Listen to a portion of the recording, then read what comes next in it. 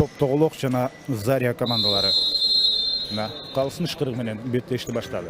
Аймен кайрадан капитанга өткөрүп берген болчу Бектур Ильясовго. Бектур Ильясов кайра деле топ менен жүрөт жана Аймен өзү соккузат гол. Аймен Канатбеков жана Бектур Ильясов бул голду уюштурду. Матаскербеков албетте КПЛде ал мыкты айды мыкты голун жараткан оюнчу. Азыр Аймен Канатбеков ошентип эки жакшы ачылып келе жаткан оюнчу деп айтсак болот. Айоянтын сыртынан соккузатты жана алар эч качан аябайт. Жана азыр дагы бир кезектеги көрүнүш оч болчу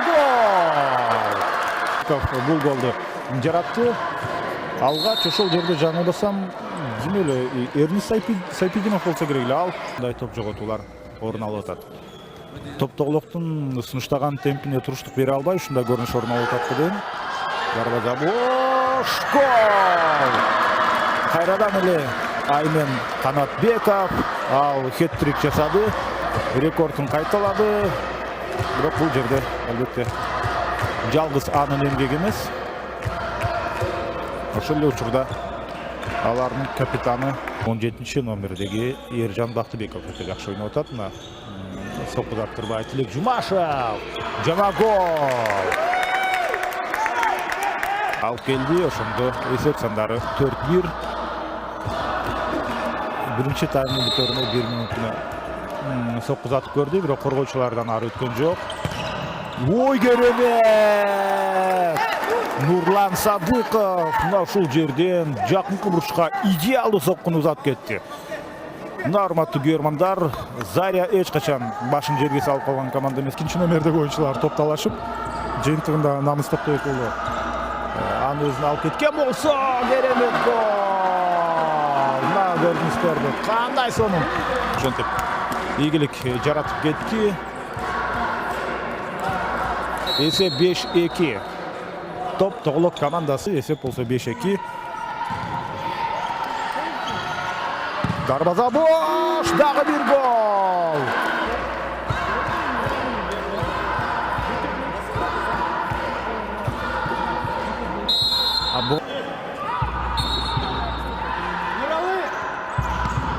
Ой, жакшы гол. Мына көрүнүштөр кандай керемет.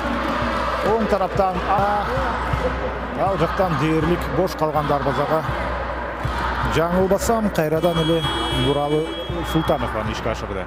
Маалымат берилип турат. Азыр болсо мына дарбазачынын ордуна аянттагы оюнчуну чыгарган болчу жана ошол жамат топтоголок аларды жазалады. Бир эле учурда дарбазачылык жана ошол эле мезгилде аянттагы оюнчу катары ойноп атат. Эсеп 8-2 болуп кетти. Заряда башка вариант жок. Токтосунов бар аянтта, Тилек Жумашев сол тарапка капитанга өткөрдү. Сонун пас, гол. Мына ошентип Азизбек Маликов демек дарбазачынын ордуна аянттагы оюнчуну чыгарып бир гол киргизди. Бирок ошол эле учурда өздөрү дагы бир гол өткөрүп алды. Көрдүңүздөр базы топту кантип ой керемет! Тилек Жумашев кайрадан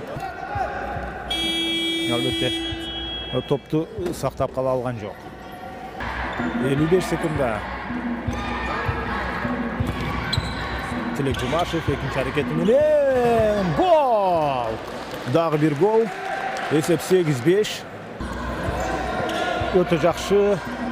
Кана гол кириш керек. Азыркы эсептелбеди, бирок ал маанилүү эмес. 8-6 эсебинде беттеш жыйынтыкты алды. Топтоголок командасы ошентип быйылкы сезондогу алгачкы жеңишине жетти.